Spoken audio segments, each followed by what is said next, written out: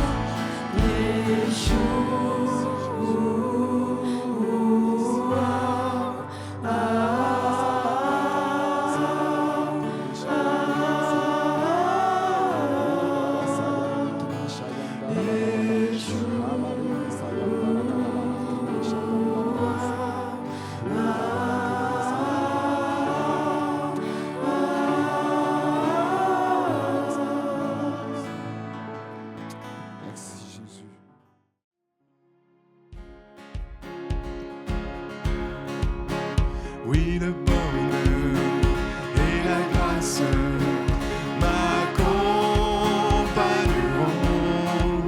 tous les jours de ma vie.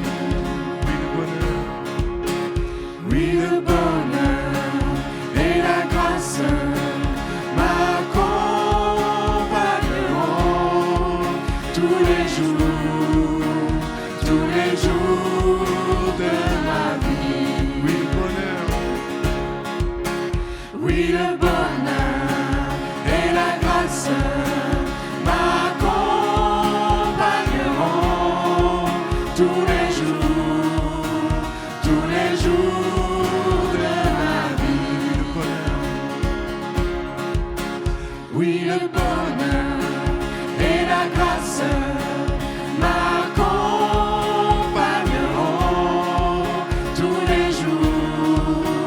tous les jours de ma vie.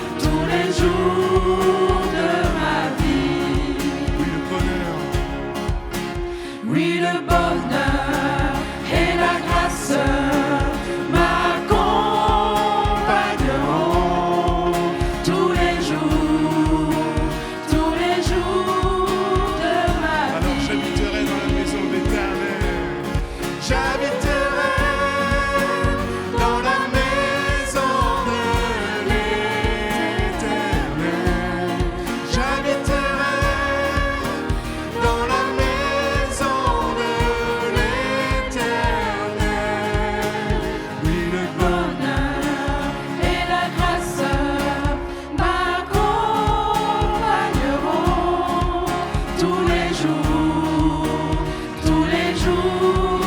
de ma vie. Il me conduit près des sources calmes, je me repose dans son amour. Chaque jour il restaure mon âme, dans ses sentiers j'ai le secours. Oui, le bonheur et la grâce m'accompagneront tous les jours de ma vie. Alléluia.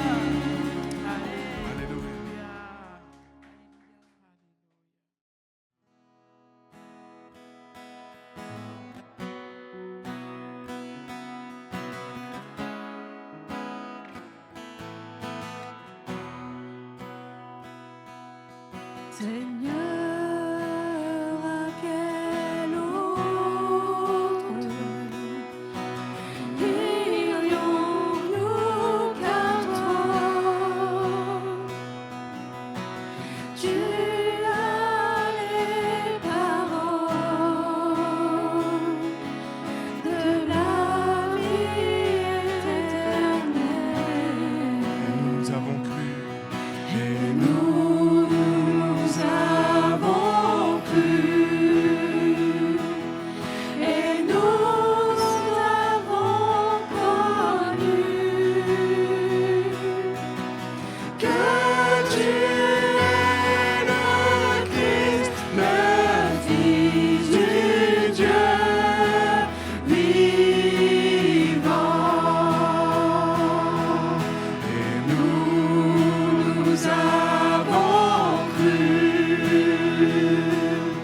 et nous avons connu que tu es le Christ, le Fils du Dieu vivant.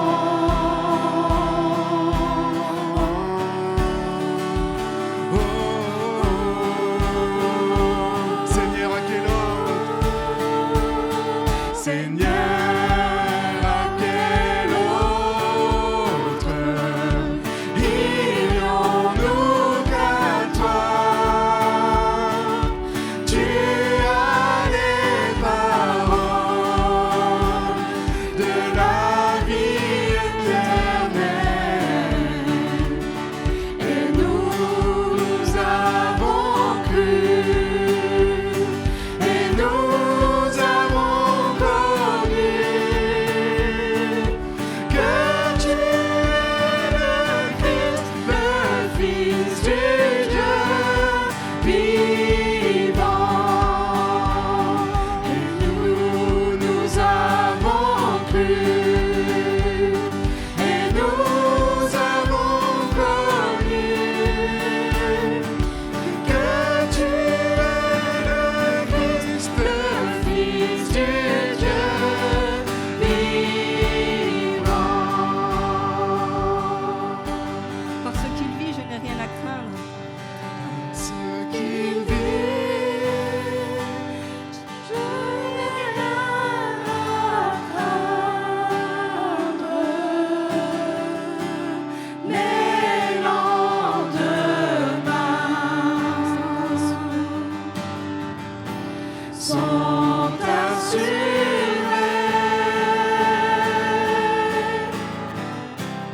Entre ses mains,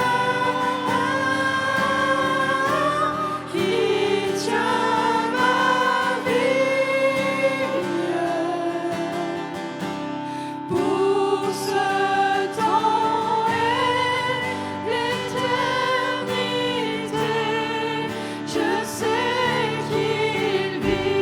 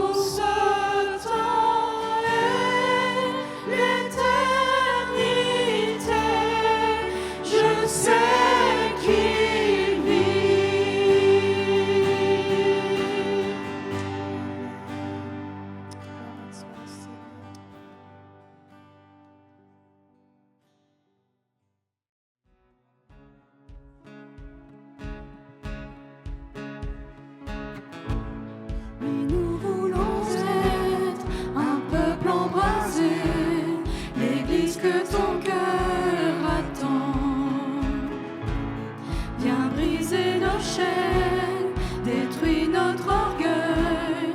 Seigneur, fais-le maintenant. Mais nous voulons être un peuple embrasé, l'Église que ton cœur attend. Viens briser nos chaînes, détruis notre orgueil. Seigneur, fais-le maintenant. Notre Père plein de bonté, nos cœurs à toi s'abandonnent. Pour ce monde que tu as tant aimé, Seigneur, voici nos couronnes. Esprit de Dieu, Esprit du Dieu vivant, souffle du nord, souffle du sud, souffle de l'est, souffle de l'ouest, Esprit de Dieu, Esprit du Dieu vivant, souffle des quatre vents, descends sur nous.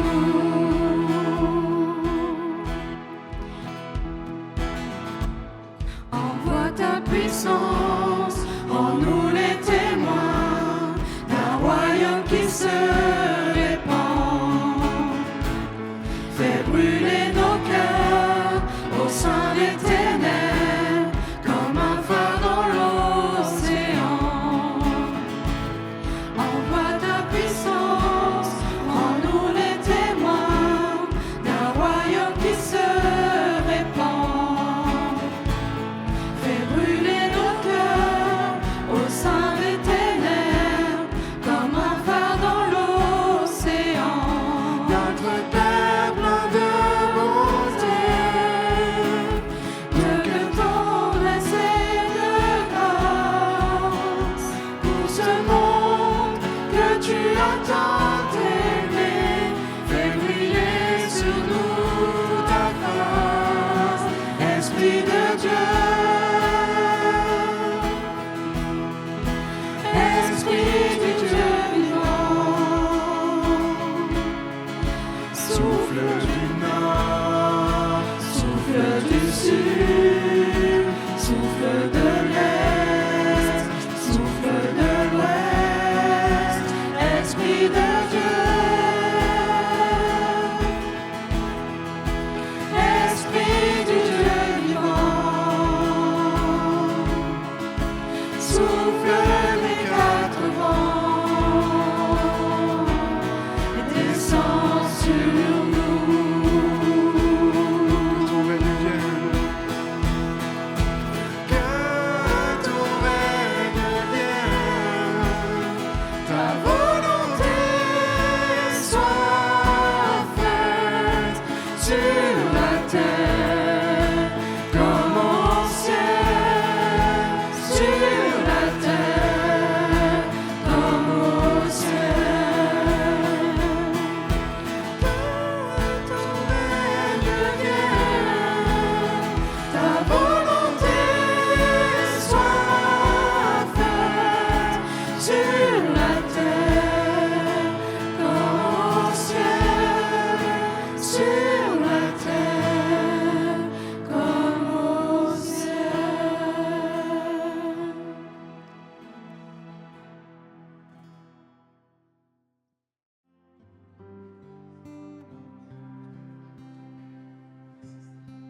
Tu t'es abaissé pour l'humanité.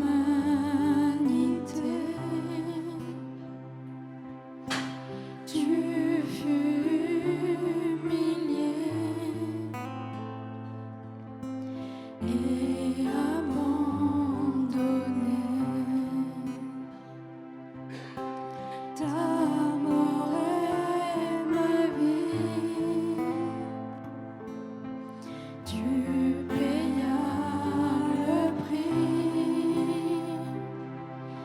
sans crainte aujourd'hui.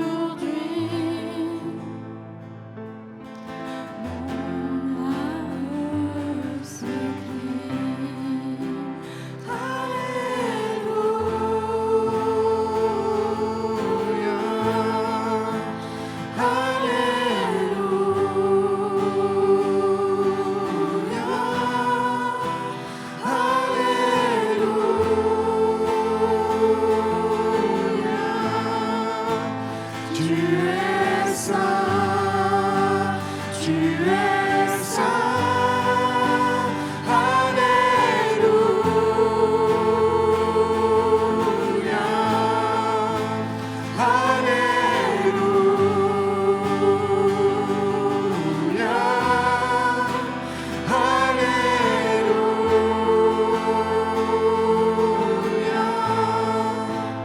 Alléluia,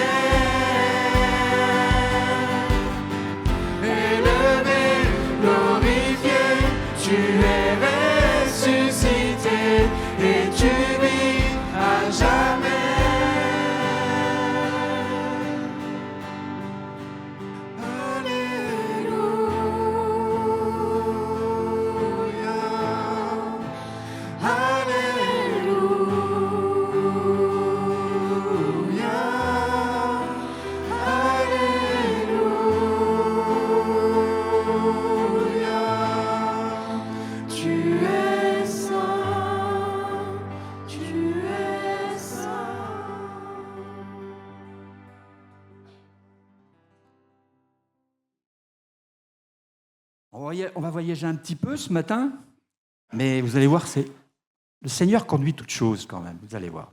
Alors, Matthieu 11, à partir du verset 7. Matthieu 11, Évangile de Matthieu, verset 7.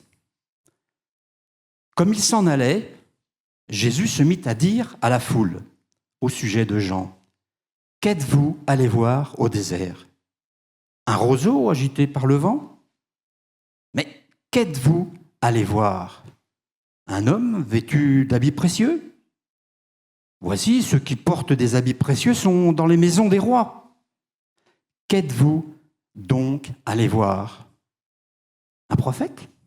Oui, vous dis-je, et plus qu'un prophète.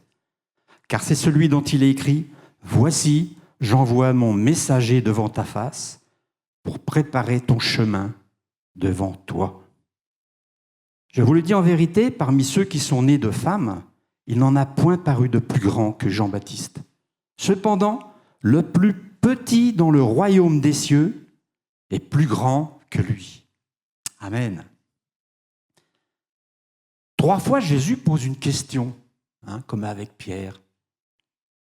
Il ne connaîtrait pas la réponse, ou alors il veut faire réfléchir la foule, les gens qui sont venus, sur leur motivation, pourquoi ils sont venus, qu'est-ce qui les a attirés dans ce désert. Alors on va s'arrêter sur le désert. Vous voyez, on voyage dans des endroits qu'on ne connaît pas trop, quoique vous allez voir. C'est quoi le désert? Par définition, c'est hostile.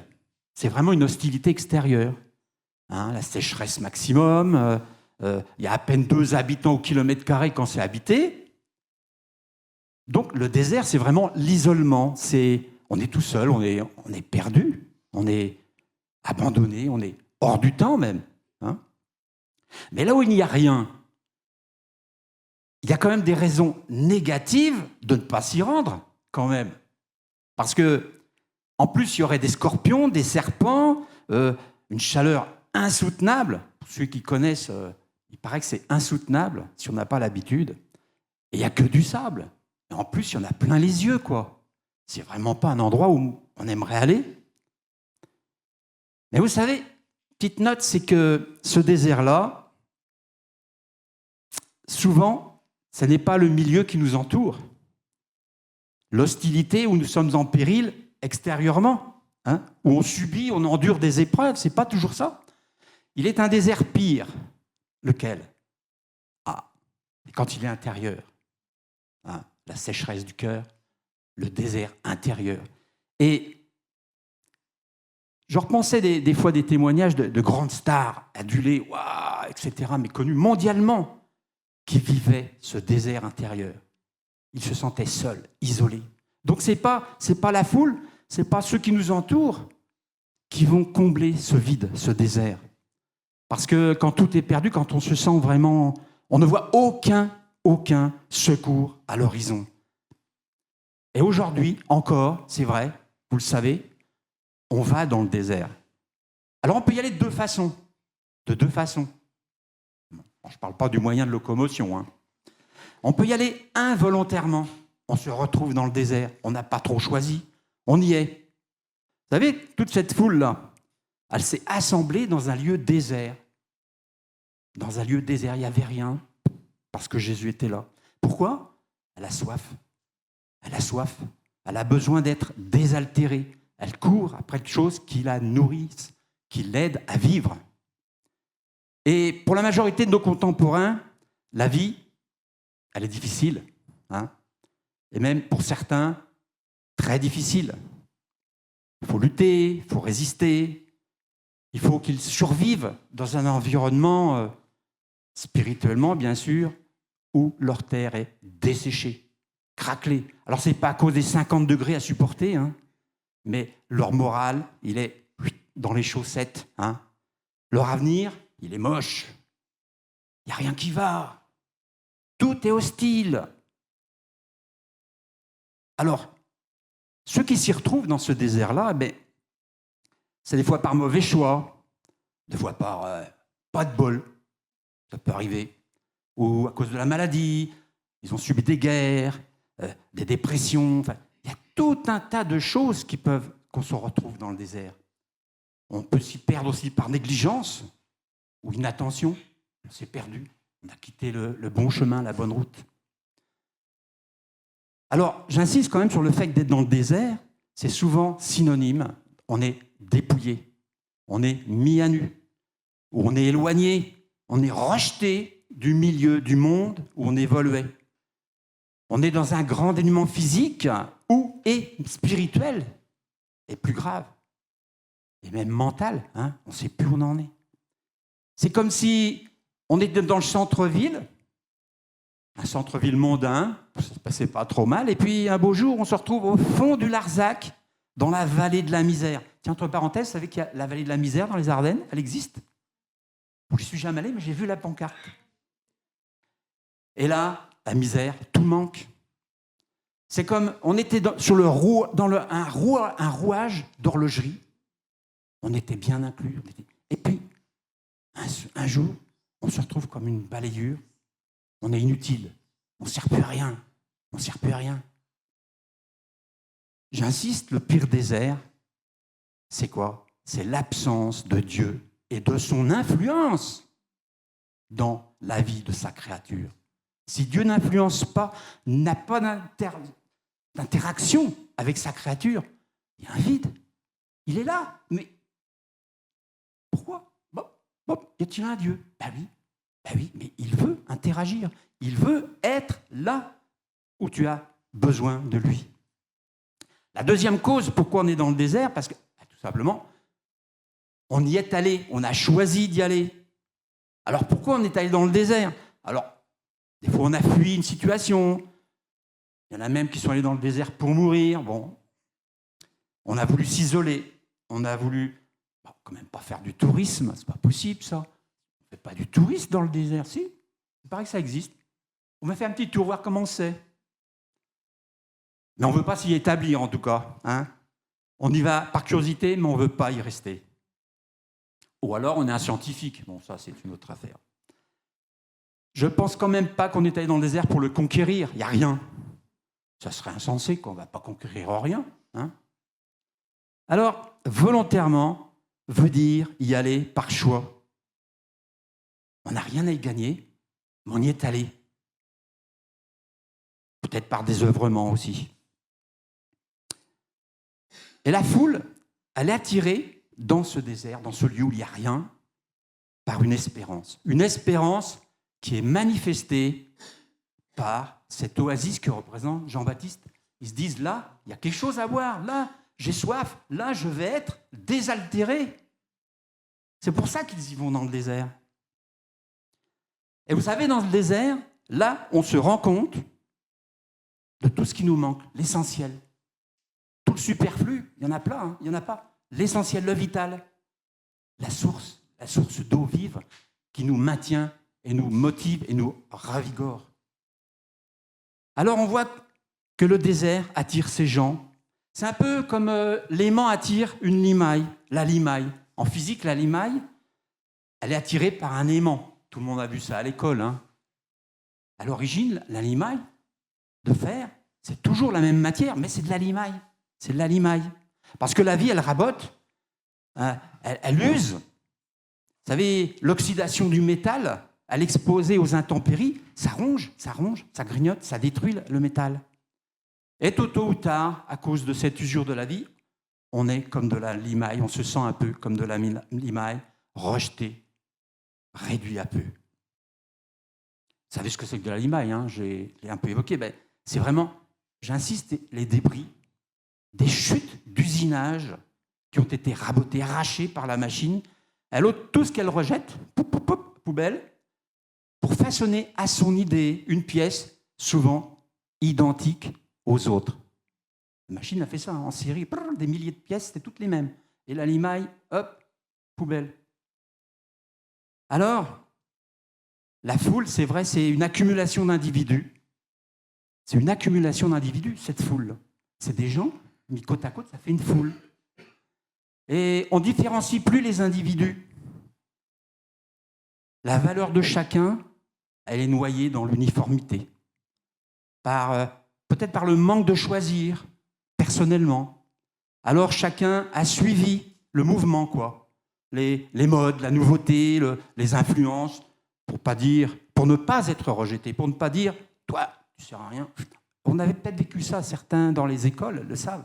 Si on ne fait pas comme les autres, on nous rejette, on n'existe pas. On se sent vraiment un petit peu à l'image, on se sent comme un désert, même au milieu de la foule.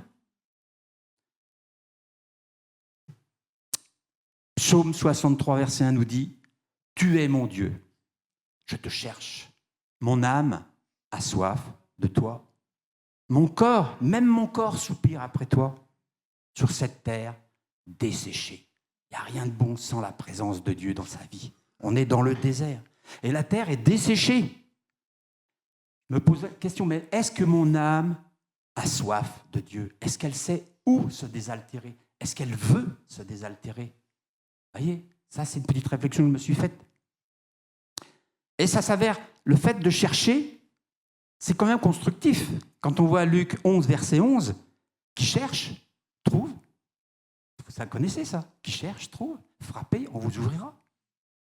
Et ici, Jean-Baptiste, il est là, il indique le chemin, il indique la réponse, le chemin à suivre. Et pour nous, pour vous, pour moi, on a connu cela. Repensez d'où le Seigneur vous a tiré. N'étiez pas un peu dans le désert? N'avez-vous pas connu un désert, une forme de désert? Chacun différemment. Et j'en arrive à mon premier point, peut-être. Qu'est-ce qu'on a trouvé dans ce désert, dans notre désert où on était, dans cet état de balayure où on s'est trouvé, dans un lieu où il n'y avait rien? Vous savez, quand il n'y a rien, les influences perturbantes, elles n'existent pas. Donc notre attention, elle ne peut que se focaliser. On n'est pas distrait. On est concentré pour entendre, écouter, voir et saisir même. Parce qu'il n'y a rien qui vient mettre la pagaille. Là, il n'y a pas de 2G, 3G, 4G, 5G, peut-être 6G bientôt. Ça n'existe pas. Il n'y a rien d'autre. Il n'y a rien d'autre. Le silence. Jésus dit au verset 7, « Êtes-vous allés voir un roseau balancé au gré du vent ?» Ah bon? Il y aurait des roseaux dans le désert? Non, hein? La réponse est non. À part peut-être la fragile présence de Jean-Baptiste, qui résiste aux mauvaises pressions extérieures. Il est fragile et pourtant, il plie et il est là et on le voit. Et il indique qu'il est planté dans la source, dans l'oasis. Hein? Ça me fait penser à peut-être une petite parenthèse. Jean-Baptiste, il annonce la repentance, la venue de Jésus. C'est un message extraordinaire que nous, on est habitués à entendre. Est-ce que évangéliser dans le désert serait plus efficace qu'au centre-ville? Parce que les gens viennent, les foules sont attirées dans le désert. Alors même en prêchant où personne ne vit, on constate que le Saint-Esprit agit dans les cœurs sincères qui cherchent Dieu. Il les attire là où ils sont. Il les appelle à venir entendre pour recevoir sa parole, pour recevoir ce qu'il veut dire et donner. C'est vraiment lui qui opère le secret dans les cœurs. C'est vraiment le Saint-Esprit. C'est le Seigneur qui opère les choses. Mais, vous doutez bien, il y a un mais. Il faut que Jean-Baptiste prêche. Il faut que Jean-Baptiste prêche. Saint-Esprit, il ne va pas agir tout seul si son roseau, en quelque sorte, ne se manifeste pas dans ce désert, de cette terre desséchée. C'est quand même incroyable les conséquences. À l'application d'un seul homme, les foules arrivent. Alors je pense quand même que si l'Église prie d'aujourd'hui pour les âmes et prêche, ça va bouger, hein? Un seul homme, des foules, et nous, on est plus qu'un. Donc vous voyez, ça, je ne savais pas que vous allez en venir là quand je préparais mon message. Mais bon, en fait, pour celui qui est dans le désert, le secours, il n'est pas à l'horizon, il est au ciel, il est au-dessus de sa tête. Il faut l'aider à lever la tête. Le secours ne vient pas du bout de l'horizon. Il est là-haut, au-dessus de nous, au-dessus de celui qui est dans le désert. Matthieu 11, verset 8. Qu'êtes-vous allés voir? Qu'êtes-vous allés voir dans ce désert? Alors il leur dit, un homme vêtu de beaux habits précieux. Vous savez, les beaux habits, signe de prestance, d'honneur, de richesse, qu'on trouve dans les palais, où tout n'est qu'apparence. Le visuel prime, et l'habit fait le moine, qui normalement est l'inverse. savez, même aujourd'hui, porter du Lacoste ou du Nike, ça ne change pas la condition des gens. Ça ne change pas leur cœur. Ça ne change rien. Porter un vêtement de grande marque ne change pas la situation de l'âme. Une robe Chanel, un survêtement Adidas, ça ne fait pas une reine ou un Teddy Riner. Hein, Teddy Riner, je ne sais pas comment on prononce. Et pourtant, vous savez, on le voit tous les jours sur le dos de beaucoup de gens que j'appellerais des rêveurs. Et à ce propos, une fois j'ai entendu à la radio un président de ligue de foot, il claironnait « Nous, on vend du rêve !» Bien, ça m'a choqué. J'ai dit, lui, il vend du rêve. Bon, il vend du rêve, c'est fort quand même. Et ça marche. Mais, vous savez, c'est surtout pour le business, hein, mais à sens unique. Alors, moi, j'étais peut-être naïf. Je croyais que le rêve, ça pouvait être gratuit. On peut rêver. Ben non, allez, ça se vend du rêve. C'est grave quand même. C'est grave. Acheter du rêve, parce que et Dieu qui se trouve au-dessus, on le néglige, on cherche à l'horizon. Et on fait quoi? Des mirages. On achète des mirages. On oublie souvent, alors peut-être déjà vous avez entendu ça, mais ce n'est pas la lampe qui brille seule, c'est le courant qui la traverse. C'est le courant qui traverse la lampe qui fait qu'elle brille et qu'on la voit et qu'elle éclaire. Hein? Alors, êtes-vous d'accord que c'est la majeure partie du temps, au plus creux de notre vie, quand on était au plus bas, mais au plus bas, j'ai souvent entendu beaucoup de témoignages, c'est quand on est au plus bas, prêt à mourir pratiquement, spirituellement ou même physiquement, j'en ai entendu, c'était physiquement qu'ils allaient mourir. Et Dieu est intervenu. Ils ont crié à Dieu, il est intervenu. Il dit, je suis là, je suis ton secours, je te tiens. Tu es dans le désert. Voici l'eau qui t'abreuve, qui te désaltère, qui te rend la vie. Amen. Donc on découvre que la foi donne l'espérance. Tout à fait le contraire du désert. Le désert, qu'est-ce qu'il donne, lui? Du désespoir. La foi donne l'espérance. Elle produit l'espérance. Osée 13, verset 5, Dieu dit, je t'ai connu dans le désert. Je t'ai connu. Il parle à son peuple, je t'ai connu dans le désert. Pendant 40 ans, là. Là, on était, tu as vu, tu dépendais de moi. Marc 1, verset 3, Jean-Baptiste est la voix de celui qui crie dans le désert. Et pourquoi? Il crie dans le désert, et comme il n'y a aucun autre bruit, il est entendu, et sa voix porte, et elle est efficace. Elle domine le silence du désert. Du désert. Alors n'êtes-vous pas allé dans le désert? Encore, j'insiste. C'est Jésus qui pose. Qu'êtes-vous allé voir dans ce désert? Nous, on y est allé. Si on le connaît, c'est qu'on y est allé, on a été abreuvé et réhydraté. Alors, on se dit, ouf, moi, je suis sauvé de cette génération perverse. Alléluia, gloire à Dieu. Il m'a sauvé, il m'a pardonné, il m'a réconcilié. Amen. Je n'ai plus qu'à regarder tous ces impies, ils sont condamnés, les dés sont jetés. Alléluia, moi, je suis sauvé. Ça me rappelle Jonas quand même. Vous savez, Jonas, vous vous souvenez, quand Dieu l'avait envoyé pour annoncer que la ville de Ninive doit se repentir, il n'a pas trop voulu y aller. Hein. Lui, en fin de compte, il connaissait tellement bien Dieu qu'il s'est dit, de toute façon, ça ne sert à rien que je fasse ce boulot-là. Dieu va faire à sa guise, il va les sauver. Mais il déciderait à la place de Dieu de la condamnation ou de la grâce de Ninive. Mais la Bible affirme que la patience de Dieu n'est pas arrivée à son terme. La patience de Dieu est encore provisoirement en route, en cours. Alors je passe à un autre point. On est allé dans le désert, on a trouvé quelque chose. On a trouvé quelque chose, je viens de l'expliquer. Et au fond de votre cœur, vous le savez ce que vous avez trouvé. Alors moi, cette question de Jésus m'en a posé une à moi, un peu dérangeante. Qu'est-ce que je fais? Que faites-vous? Que faisons-nous de ce que nous avons trouvé dans le désert, dans notre désert? Peut-être personnel, différent, mais c'était un désert. Alors, est-ce que je vais le stocker ou le poser sur l'étagère de mes trophées?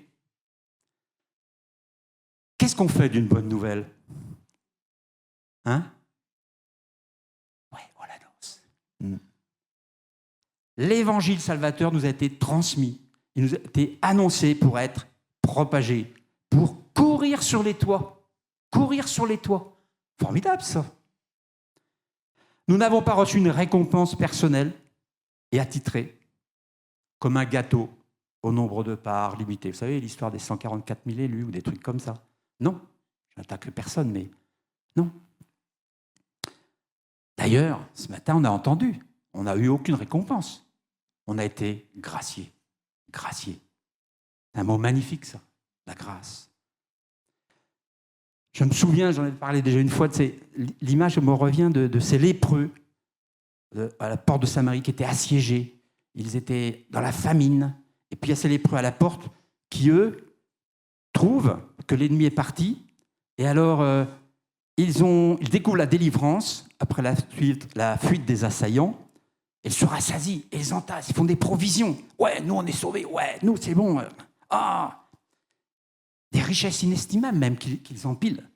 Et puis, c'est vrai que leur égoïsme, à l'époque, quand j'ai découvert ce texte, ça semblait être justifié. Hein. Ils avaient vécu tant de souffrances et de rejets. Des lépreux, hein. Vous savez ce que ça veut dire. C'est une belle nature quand même, hein, que je comprends bien, là, le fait de s'en mettre plein les poches et puis de faire des entassés, empilés. Et puis leur conscience leur a dit, ce que nous faisons n'est pas bien. Et donc, ils s'en retournent et ils portent la bonne nouvelle à ceux qui sont assiégés, retranchés, à l'abri. Ils sont à l'abri, mais dans un état lamentable. C'est une autre forme de terre desséchée, aride, morale, spirituelle. J'en reviens encore aux paroles de Jésus. Qu'est-ce qu'il a dit à ses disciples dans le désert à un moment donné? En Matthieu 14, 16, il leur a dit, donnez-leur vous-même à manger. Dans le désert, vous avez été nourris, vous avez été réhydratés. Partagez ce que vous avez reçu. Alors évidemment, dans un premier moment, Matthieu 15, 25, verset 33, comment nourrir la foule? Comment nous procurer dans ce lieu désert assez de pain? Ce lieu est désert. Comment faire? Vous savez, la bonne nouvelle, elle n'est pas à partager, à diviser en morceaux qui deviendraient des miettes. Bien que l'Évangile rappelle que beaucoup se contenteraient de miettes. Hein. Un élément de réponse est Matthieu 6, verset 21. Car là où est ton trésor, là aussi sera ton cœur. Vous savez, d'ordinaire, on cache un trésor parce que c'est précieux. J'avais entendu un truc comme ça, je l'ai repris, hein, parce que c'est à la radio, je ne sais plus qui c'est qui avait dit ça, mais il disait, ouais, moi, si j'ai 1 milliard, donc un trésor, et que je le distribue aux 68 millions de Français, ben, ils n'auront que 140 €. Alors, vous comprenez bien dans ces conditions, je garde tout. Je vais les placer en tant que bon administrateur. Mon trésor, qu'est-ce que tu ferais de 140 €? Donc je garde mon milliard. Mon trésor, je le garde pour moi. Wow. Jésus a fait exploser cette méthode, ce raisonnement, jusqu'à donner sa vie. Il a donné sa vie. Ça ne valait pas plus qu'un trésor quand même, hein, on le sait. La perle rare, c'est plus qu'une perle rare, etc. Et là, le trésor reçu, le trésor que Dieu nous a légué, il est à partager à l'infini. Il ne s'épuise jamais, à l'infini. C'est une super bonne nouvelle. On a un trésor qui ne s'épuise jamais. On peut puiser en continu, tout le temps, et distribuer, à l'infini. Alors, ce n'est pas indéfiniment, hein, je n'ai pas dit ça.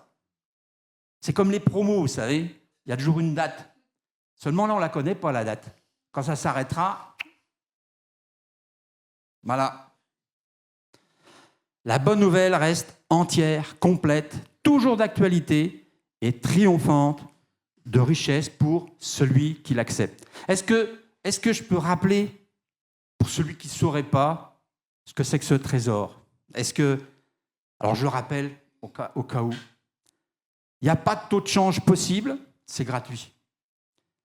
C'est une perle de grand prix, un trésor inaltérable et unique. C'est aussi une nouvelle naissance, une vie renouvelée. C'est une espérance qui se réalisera. Alléluia. Vous savez, c'est comme l'orphelin, cette belle image de l'orphelin. Bon, je ne vais pas trop m'étendre, mais l'orphelin qui retrouve sa mère. C'est extraordinaire, le plus beau des trésors. C'est comme le condamné à mort. Je dis ça parce que l'autre fois, il y a quelques temps, j'avais lu qu'un homme en Amérique a attendu 38 ans dans le couloir de la mort, condamné à mort, et on lui a dit, ben non, c'est pas toi, t'es innocent. Vous vous rendez compte? C'est incroyable. C'est incroyable. C'est incroyable. Voilà ce que c'est que le trésor que Dieu nous a légué. Puis on pourrait en parler pendant 1 heure. La transmission de l'Évangile. Parce que c'est de ça qu'il s'agit. Hein. Vous avez tous suivi. Alors bientôt, on va partager cette bonne nouvelle dehors, en dehors de nos murs. On va la transmettre. Vous savez, quand on transmet, je pensais aux courses 4 fois 100 mètres. Là. Vous savez, dans le 4 fois 100 mètres, les coureurs, il se passe un témoin, mais c'est le franchissement du témoin qui fait qu'on gagne. Si vous le perdez en route, terminé. La course est finie pour vous. Et ce témoin-là, notre évangile, l'évangile de Jésus, il passe de main en main sans que le coureur n'arrête. Il continue de courir quand même, il l'a donné, l'autre continue et il continue de courir. Il déverse, ce témoin-là, l'évangile déverse sa grâce dans chaque main touchée. Chaque main touchée. Ça ne se transmet pas, puis toi, tu n'as plus rien, tu le gardes. Et le témoin, il avance, il court, et il réside dans chaque cœur. Ça, c'est extraordinaire quand même. Et il change chaque vie touchée. Son passage transforme le perdu en sauvé. Attention, parce que le garder en main peut arrêter la course. Alors, le Seigneur, quand même, à son œil, ne permet pas qu'elle s'arrête la course. Lui, il reprend le témoin, il le donne à un autre qui repart. Alléluia. Je prenais quelques exemples, par exemple Pierre, en Acte 2, verset 6. On connaît tous ce passage. Quand Pierre et Jean sont sur les marches du temple, et puis il y a cet homme-là, boiteux, il nous est dit, il regarde, il fait l'aumône, il dit, regarde-nous, regarde-moi. Ce que j'ai, je te le donne. Wow. Je n'ai rien, mais ce que j'ai, je te le donne. Vous savez, regarde, vois que ce que j'ai, moi j'ai rien, mais je te donne ce que j'ai. Il ne décrit pas ce qu'il a, il ne le décrit pas. C'est ça. Il l'offre, il l'offre. Il évangélise, non seulement par la parole, mais par ce qu'il est. Son cœur déborde. Avec ce qu'il a reçu. Avec ce qu'il a reçu. Il ne fait pas une explication de texte. Des fois, on a tendance à ça. Même biblique. Il témoigne des effets de la grâce sur lui, sur ce qu'il connaît. C'est naturel. Alors, il n'impose pas, il ne donne pas son avis. Il n'expose pas sa condition d'enfant de Dieu. Il donne envie. C'est extraordinaire parce que ça paraît efficace, parce que l'autre, il regarde, la compassion de Pierre pour cet homme, le regard se croise, et tout de suite, il a envie de recevoir ce qu'il veut lui donner, et il le reçoit, il est guéri, il se lève, et il bondit. Alléluia. Vous savez, Paul, je crois que pour Paul, aimer, c'était exposer son cœur. Aimer, c'est exposer son cœur. C'est des fois difficile. Moi, j'ai du mal, je vous l'avoue. Donc, témoigner, c'est raconter, dire ce qu'on a vu, entendu et vécu. On ne doit pas inventer. On ne suppose pas et on ne s'égare pas. En toute occasion, qu'il pleuve ou parle à la canicule ou quoi, ça ne nous rapporte aucun autre avantage que la joie de partager son trésor. Avoir la joie de partager ce que le Seigneur a mis dans notre cœur. Vous savez, on ne propose pas une solution à tous les problèmes. C'est faux.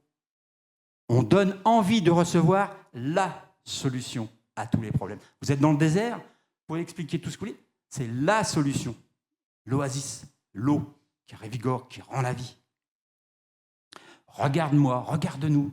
Ce que j'ai, je te le donne. Rien de moins. Partager sa richesse spirituelle.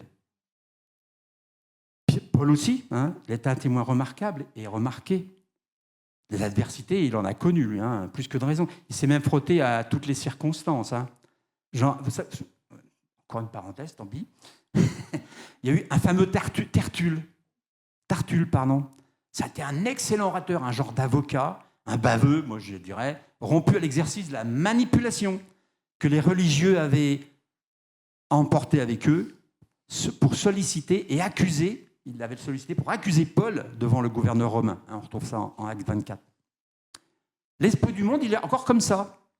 Il force l'écoute pour imposer ses options. Et il les présente comme non facultatives. T'es obligé, t'as pas le choix, tu fais ça. Ben moi je dis mensonge. On a toujours le choix. C'est pourquoi, pour nous aussi, notre pouvoir d'enfant de Dieu, il n'est pas dans ce que nous disons, mais dans ce que nous sommes. Enfants de Dieu, nous sommes en Dieu, en Christ. Vous êtes d'accord avec ça? Juste 2 mots sur l'obéissance. Moi, des fois, au début de ma conversation, j'ai un peu de mal avec ça, obéissance. Et vous savez, à l'usine, on a tous travaillé pour un patron. Quand l'ouvrier met sa machine en route, c'est pas le patron qui vient...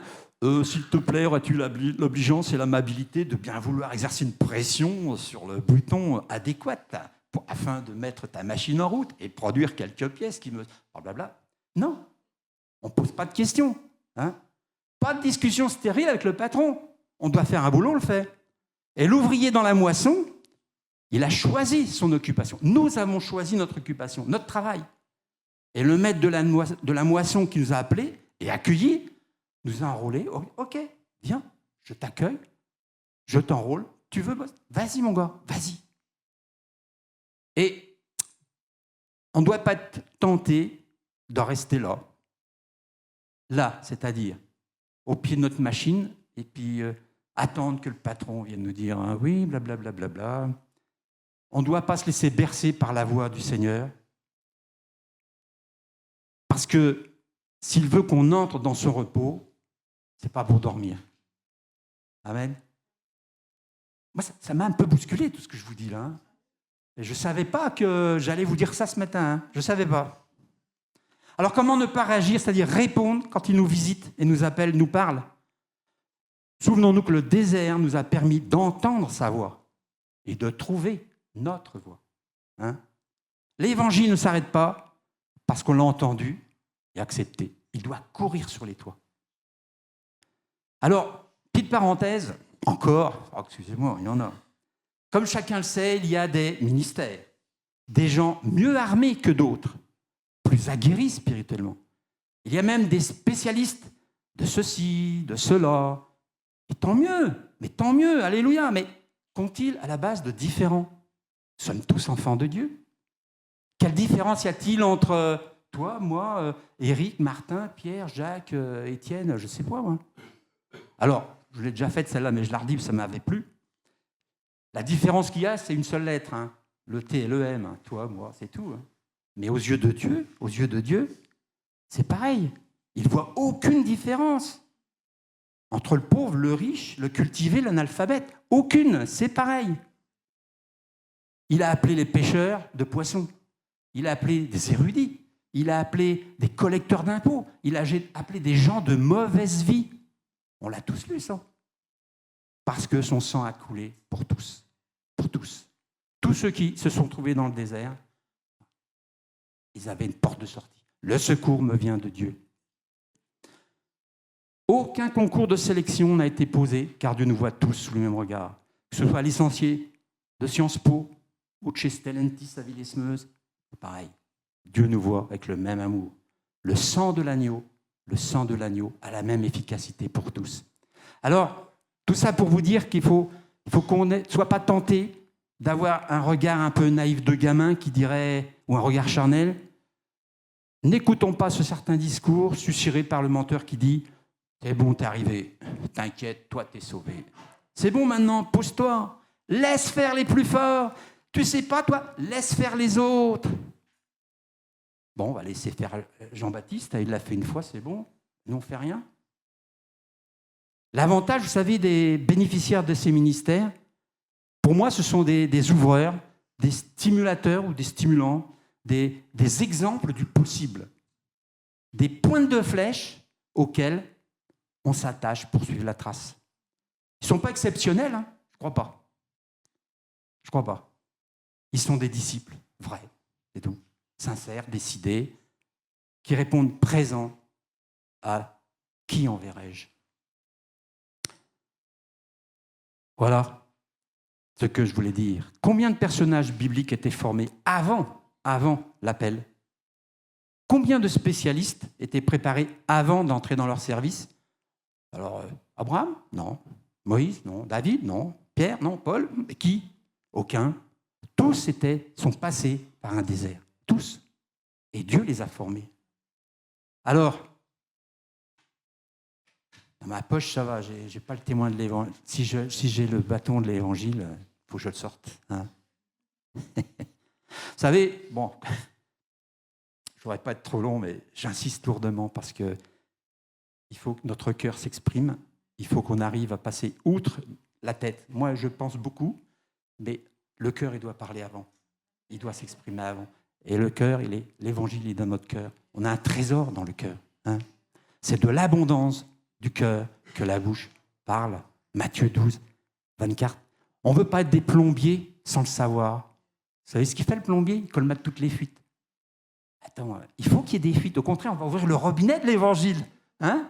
On ne va pas laisser goutte à goutte, on va l'ouvrir à fond, et puis le Seigneur fera le reste. Voilà. Des fleuves d'eau vive couleront de notre sein. Ah ça, je dis, des fleuves. Les fleuves, c'est du continu, hein. C'est pas un oued qui coule que quand il a plu. Hein.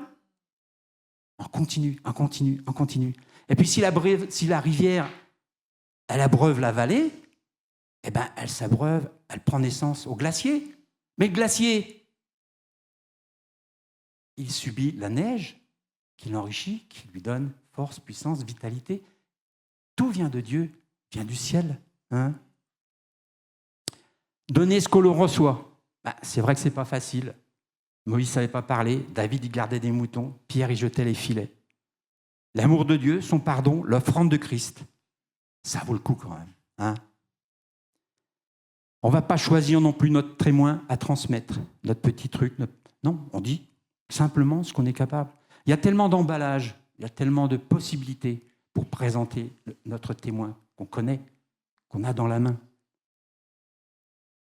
Christ nous dit, qu'êtes-vous allés voir dans le désert ? Et qu'est-ce qu'on va en faire ? Qu'est-ce qu'on en fait ? Qu'est-ce qu'on en fait ? Qu'est-ce qu'on en fait ? Qu'est-ce que Jean fait ? Vous savez, on entend souvent, il faut marcher de progrès en progrès. Mais avant, il faut se lever.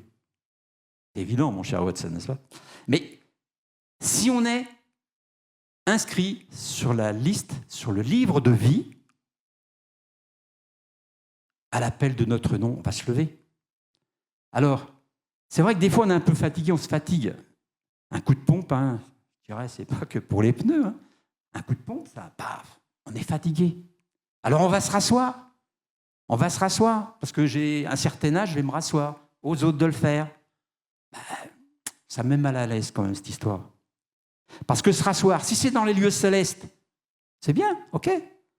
Mais avant de s'y asseoir, il faut être accueilli en bon et fidèle serviteur. Et ça, ce sera quand la course sera achevée. Aussi, nous voulons remplir le rôle attribué dans notre vie par le service dont nous serons rendus capables, parce que c'est Dieu qui va former, et auquel nous sommes appelés. Vous savez, je dirais, on a une mission impossible. Mais c'est une mission impossiblement impossible. C'est-à-dire, on ne peut pas se défiler. Porter la bonne nouvelle, on ne peut pas se taire. C'est ce que Paul disait. Malheur à moi, si. Alors, ce n'est pas parce que c'était un devoir contractuel, au point d'une contrainte, parce que le zèle amer ne porte aucun fruit juteux et agréable. Et le figuier stérile, il n'a pas d'utilité. Ou le sarment sec qui sera ramassé, jeté au feu. Jean 16, verset 6. C'est un contrat moral. L'arbre doit porter de bons fruits. L'arbre porte de bons fruits, tout simplement. Voilà, tout simplement. Nous sommes son corps. Le Seigneur est vivant et visible. Comment ? Par son Église. Vous savez pourquoi on voit l'œuvre de la croix ? Parce qu'on voit son Église. Elle se voit. Donc on se dit, ben oui, ben tiens, il y a quelque chose là. Mais pourquoi ? Et c'est comme ça que le Seigneur se manifeste aux yeux des autres. Alors moi, je n'aime pas trop la canicule, je cherche l'ombre. Les coups de chaud ou de soleil sont néfastes. Peut-être pour vous aussi. Alors il nous faut indiquer l'abri du Tout-Puissant, comme le dit la parole, parce que c'est vital pour nous, mais aussi pour les autres, pour tous ces touristes qui sont autour de nous. Les touristes sur la terre, vous savez ? Et vous imaginez bien que toutes les occupations de ceux-ci, en tant que touristes, ne sont pas des touristes. Parce que ce qui leur guette, c'est les catastrophes dues à la sécheresse de leur cœur. Ça ne s'épuise pas, les catastrophes, quand on est sec. Ça va mal en pis. Et les eaux se consument. Jusqu'à l'heure, jusqu'à notre, on a connu ça, repentance. Tant que je me suis tu, mes eaux se consumaient, dit le psalmiste. Repentance, on connaît ce mot. Elle conduit où ? À la nouvelle naissance. On passe par le constat de notre nature pécheresse. Et on remet notre compteur à 0, en phase avec celui de Dieu, du divin. En phase avec celui du divin. On change. Alors, je conclue quand même. Le désert, il mène à la vie par le salut pour échapper à la mort. Et puis, je vous recite des versets. C'est la parole de Dieu qui doit être annoncée. C'est pas ce que je raconte. Psaume 63. Tu es mon Dieu. Je te cherche, mon âme a soif de toi, mon corps soupire après toi sur cette terre desséchée. Quand on a connu ça, Matthieu 3,3, Jean est celui qui avait été annoncé par Ésaïe le prophète lorsqu'il dit « C'est ici la voix de celui qui crie dans le désert. Préparez le chemin du Seigneur, aplanissez ses sentiers. » Vous savez, j'ai découvert le mot « voix ». Ça vient, dans l'original, c'est « faune ». C'est tout ce que ça veut dire, faune. Le son, faune. Même pas téléphone, faune. La voix de Dieu. Elle s'entend. Aujourd'hui, tout le monde a un téléphone, tout le monde devra entendre la voix de Dieu. Non ? Bon, c'est un raisonnement simpliste. Ésaïe 40, verset 3. Préparez au désert le chemin de l'Éternel, aplanissez dans les lieux arides une route pour notre Dieu. Ça parle aussi ce verset, avec tout ce que je viens de dire. Aplanissez dans les lieux arides une route pour notre Dieu. On a un rôle à jouer. On devient des petits Jean-Baptiste. On crie peut-être dans le désert de nos contemporains, mais s'ils l'entendent, c'est extraordinaire.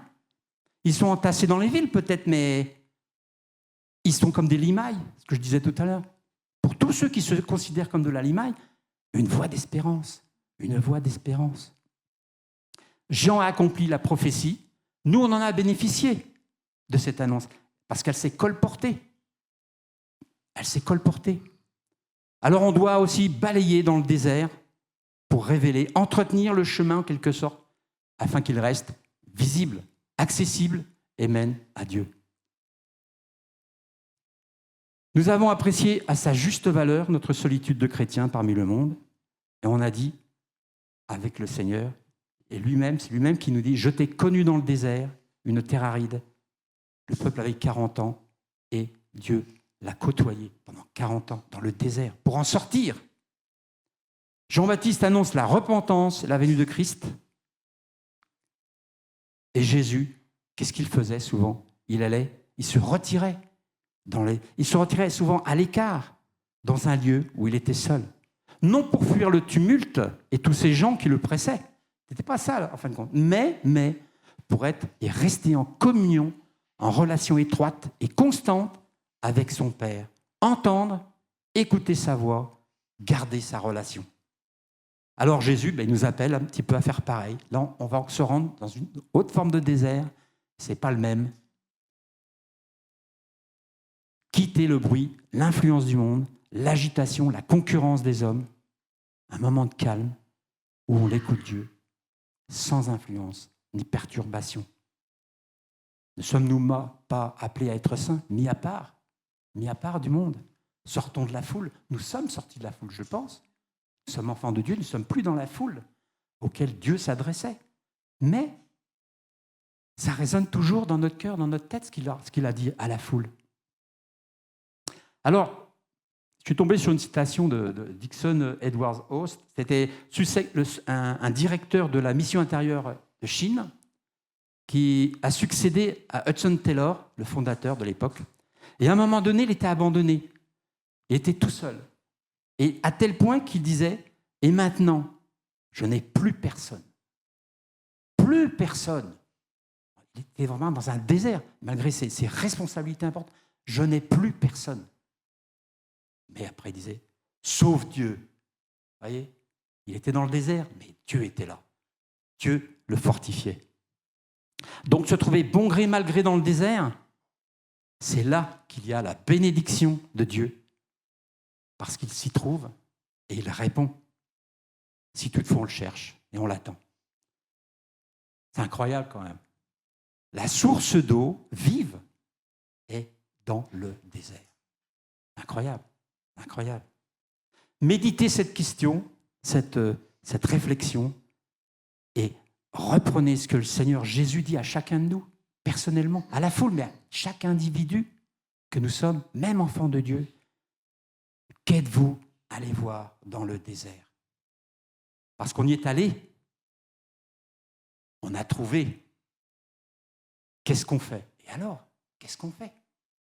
On a trouvé. Qu'est-ce qu'on fait?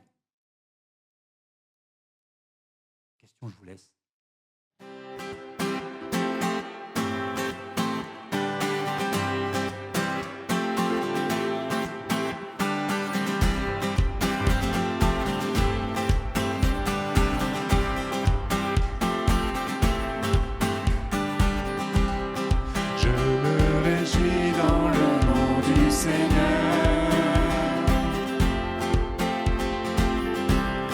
Je me confie dans le nom du Seigneur.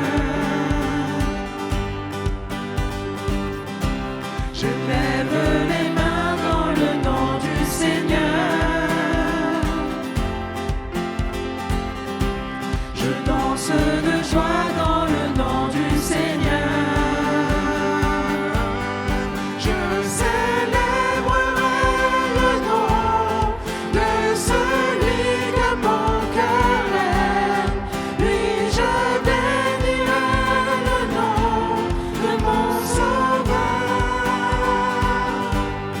Je célébrerai le nom de celui que mon cœur aime. Lui, je bénirai le nom du Seigneur.